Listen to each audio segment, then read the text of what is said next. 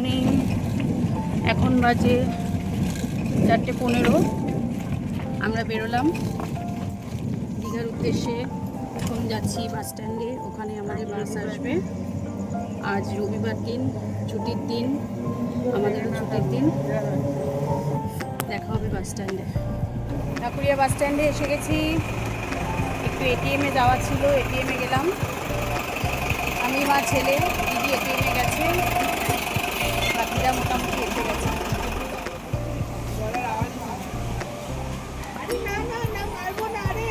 বাস স্ট্যান্ডে চলে এসেছি, মোটামুটি টিম এসে গেছে আর একজন বাকি। 8.5 মেম্বার এসছে। এই হচ্ছে আমাদের 0.5 মেম্বার। আমি না 0.5 মেম্বার, এটা আমাদের পুরো টিম এসে গেছে। সূর্যের আলো ফুটে গেছে। আমাদের বাস এখনো আসেনি, বাস ফোন করেছিল, এক্ষুনি আসছে।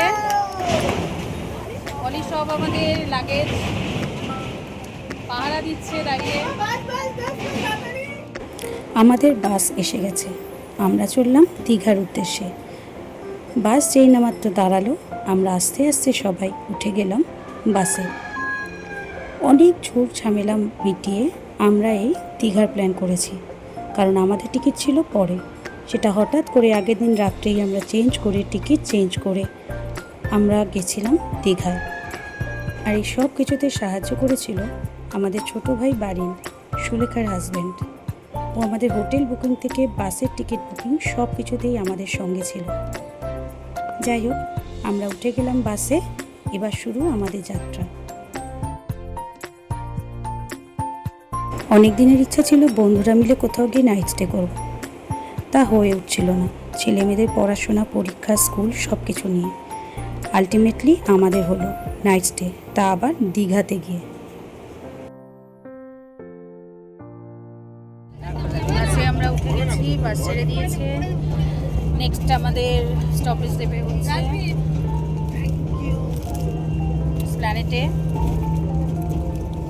এখানে মৌমিতা কেক বিলি করছে। Thank you.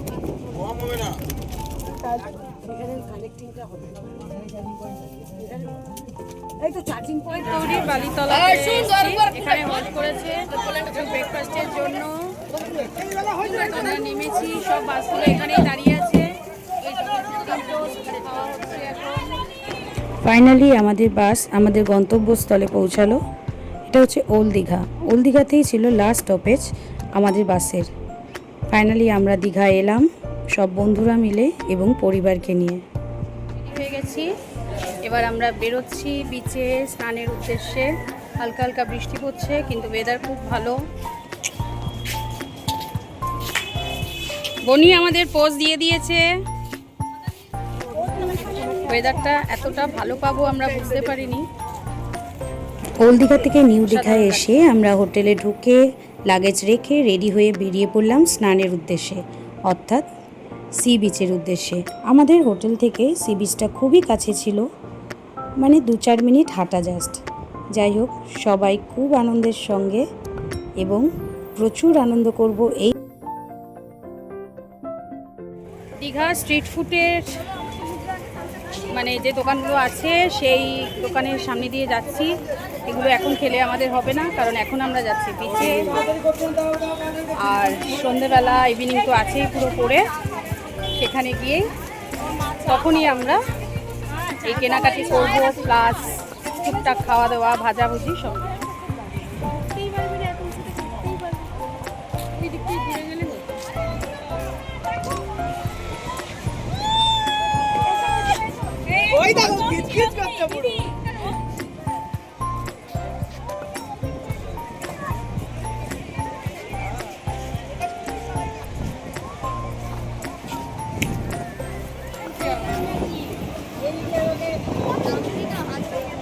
বাঙালিদের ঘোরার জায়গা, অর্থাৎ যখন কোথাও জায়গা থাকে না তখন সবাই চলে যায় দীঘাতে। শুধু বাঙালি না, এখন দীঘার মেইন অ্যাট্রাকশন যেখানে, সেটাই যাব আজ সন্ধেবেলা। আর অবশ্যই রয়েছে সি বিচ। দেখতে পাচ্ছেন কতটা ভিড় হয়েছে, চারিদিকে কুল কুল করছে মানুষ। আমরাও আস্তে আস্তে এগিয়ে গেলাম সমুদ্রের দিকে। আপনারা ভাবছেন ছেলে কেন লাইফ জ্যাকেট পরে আছে? কিছুক্ষণ পরেই সেটা বুঝতে পারবেন। দীঘা আগে অনেকবার এসেছি, বলতে পারেন বছরে একবার তো আসাই হয়, কিন্তু এবারের ভিড়টা যেন প্রচণ্ড।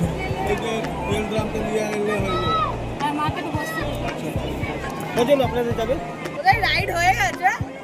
না না না,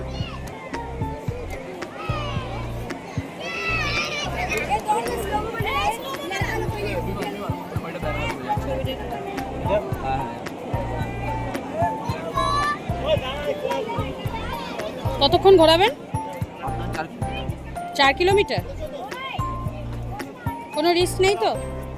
আমরা কোনটা করছি জানো? এটা না, জেনি বোট। যেমনি বল। Gemini boat. এবার নিশ্চয়ই বুঝতে পেরেছেন কেন ছেলে লাইফ জ্যাকেট পরে। দীঘায় এখন প্রচুর রাইড রয়েছে, তাই আমরাও করলাম যেমনি বোট। ব্যানানা রাইডও ছিল, কিন্তু সেটা একটু রিস্কি। যাই হোক, আমরা এই বোটে বসলাম। এটার রেট হচ্ছে পার হেড 200 টাকা। আমরা মোটামুটি 9 জন মেম্বার গেছিলাম, মৌনিকে বাদ দিয়ে। তাই আমরা মা আর কাকিমা বাদ দিয়ে মোটামুটি 7 জন আমরা উঠলাম বোটে, একটা বোটে। অসাধারণ ফিলিংস ছিল, অসাধারণ এক্সপিরিয়েন্স। আগে রিভার রাফটিং করেছি, বোটিংও করেছি, গোয়া গিয়ে ব্যানানা রাইডসও করেছি, কিন্তু দীঘার সমুদ্রে এই প্রথম কোনো রাইড করলাম, যেটার এক্সপিরিয়েন্স দারুণ।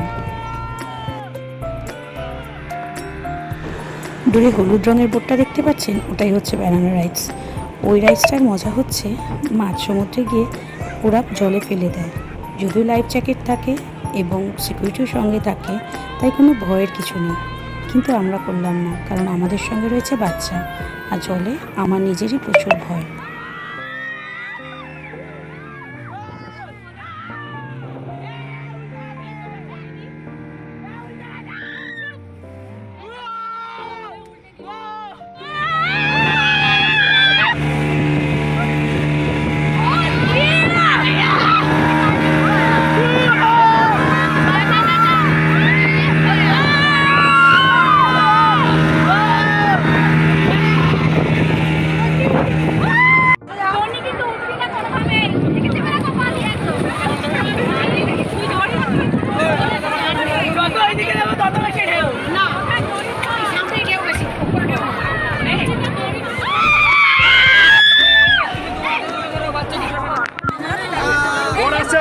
এদিকে আসো।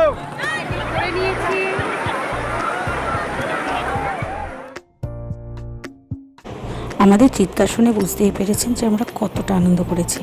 ভয় একটু পাইনি, কারণ ওটা ভয়ের চিৎকার ছিল না, আনন্দের। যাই হোক, রাইড আমাদের হয়ে গেল। এবার আমাদের সমুদ্রে স্নান করার পালা। দেখতে পাচ্ছেন কতটা লোক চারিদিকে, প্রচণ্ড ভিড় ছিল, তাই লাইফ জ্যাকেট পেতে আমাদের একটু সময় লেগেছিল। যাই হোক,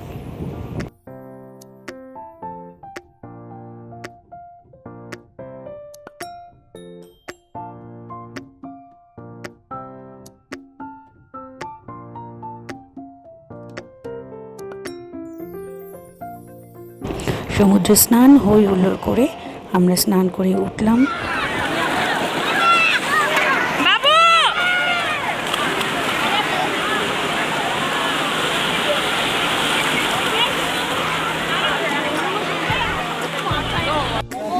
স্নান করে এবারে আমরা ফিরে যাচ্ছি হোটেলের দিকে। এবার হোটেলের দিকে যাচ্ছি। প্রায় 1-1.5 ঘন্টা কাটালাম সমুদ্র তটে। এখন কোনো কিছু না।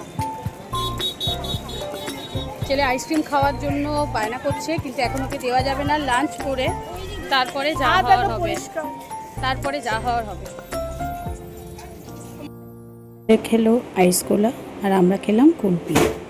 যাই হোক, আইসক্রিম আর আইসকোলা খেয়ে সমুদ্রে স্নান করে আনন্দ করে এবারে ফিরলাম হোটেলের উদ্দেশ্যে।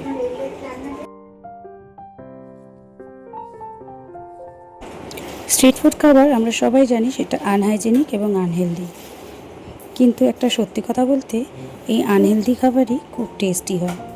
আইসকোলা আমি খুব একটা পছন্দ করি না, কারণ এটা খেলে গলার অবস্থা খুব একটা ভালো থাকে না। যাই হোক, খাক, প্রতিদিন তো খাচ্ছে না, একদিন, তাই খেয়ে নিল কালারফুল আইস কোলা।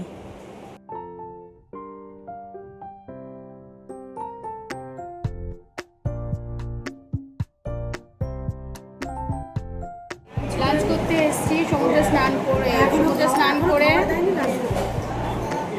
করে তারপরে রুমে গিয়ে ফ্রেশ হয়ে লাঞ্চ করতে এসেছি। বাচ্চাদের খাওয়া হয়ে গেছে, আমরা এখন বসে আছি। দিদি, মা, টেবিল পরিষ্কার হয়েছে কিন্তু এখনো পর্যন্ত আসেনি। আবার সমুদ্রে স্নান করে সবাই খুব টায়ার্ড, আমরা চোখে ঘুম ঘুম ভাব, সবাই ঘুমিয়ে পড়বে এবার।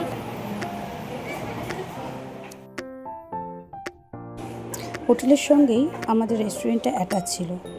খাবার ছিল অসাধারণ। আমরা সবাই ভেজ থালি আর তার সঙ্গে চিকেন, ফিশ, পমফ্রেট সব নিয়ে নিলাম। পছন্দের আলু পোস্ত, ডাল, ভাজা, পটলের তরকারি, চাটনি, স্যালাড, অসাধারণ ছিল প্রতিটা পদ। যাই হোক, আবার দেখা হবে পরের ভিডিওতে। আর কি করলাম আমরা দীঘায় গিয়ে, এবং দীঘার মেইন অ্যাট্রাকশন এখন যেটা, সেটা দেখাবো আপনাদের পরের ভিডিওতে। সঙ্গে থাকুন। ভিডিওটা ভালো লাগলে অবশ্যই লাইক করবেন এবং আমার সঙ্গে থাকবেন। ভালো থাকুন, সুস্থ থাকুন। নমস্কার।